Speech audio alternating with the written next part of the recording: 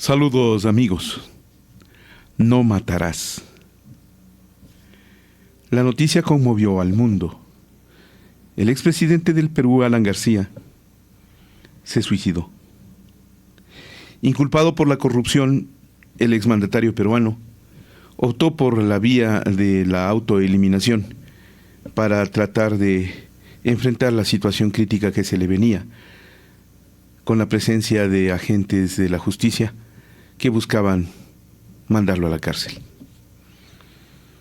Sin juzgar absolutamente nada de lo que pueden ser las razones por las cuales García procedió a suicidarse, y manteniendo el respeto que se merecen todas estas actitudes del ser humano, creo que Alan García, en términos sociales y políticos, como frente a la humanidad, no se suicidó. Lo mataron. Entre varios, pero lo mataron. Para empezar, sin conocer a fondo el problema de Odebrecht, se nota que Alan García trató de justificar desde siempre su actitud personal y exhibió razones por las cuales defendía su inocencia. Pero no fue escuchado.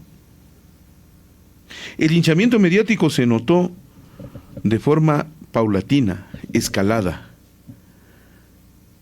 Eso es parte de la actitud criminal que adoptamos en las sociedades, entre los ciudadanos y los medios de comunicación. Las versiones que se publican en los medios se riegan con mucha facilidad y se distorsionan en el público, hasta convertirnos en juzgados, comisarías o tribunales que sentenciamos sin escuchar a la víctima. Ese es uno de los primeros criminales de Alan García.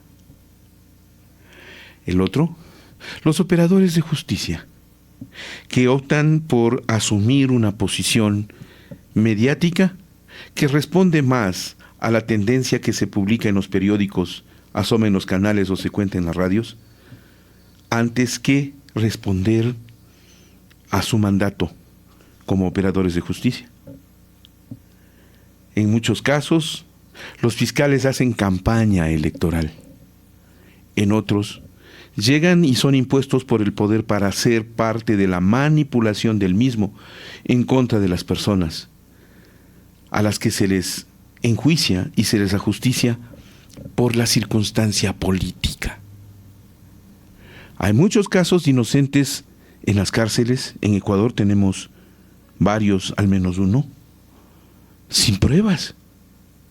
Enjuiciado, al menos, en el caso de Glass se habla, sin que se le haya escuchado, sin que se le haya permitido un juicio justo, sin el debido proceso ni tampoco la presunción de inocencia.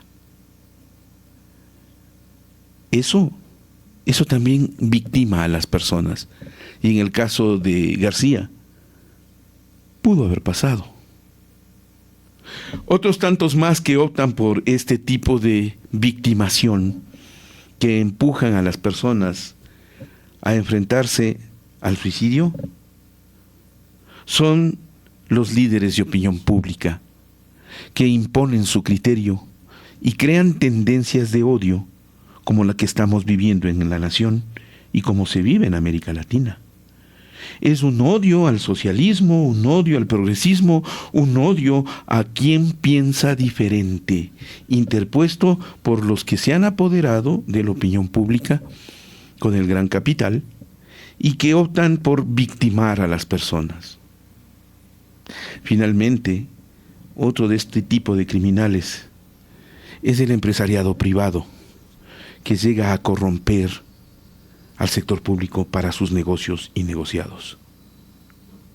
Odebrecht es privado y es el más grande corruptor que ha tenido la historia de nuestro continente, al menos. García es víctima de todo este tipo de conspiraciones que terminaron con su vida. cayendo en el más profundo de los vacíos, la conciencia peruana en estos momentos se pregunta si fue justa o no con García. Y digo, no se puede ni se debe mirar del un solo lado la historia. Habrá otro lado también, pero ese se lo llevó García porque no le quisieron oír, no le entendieron ante la justicia o no pudo justificar sus acciones que pueden estar incursas en la corrupción o no. Lo cierto del hecho es que lo que ha ocurrido debe llamarnos a reflexionar seriamente. ¿Actuamos justamente en todos estos casos ante la opinión pública? ¿O incumplimos el quinto mandamiento que te dice no matarás? Esto es Ecuador Inmediato Radio, estamos en el poder de la palabra.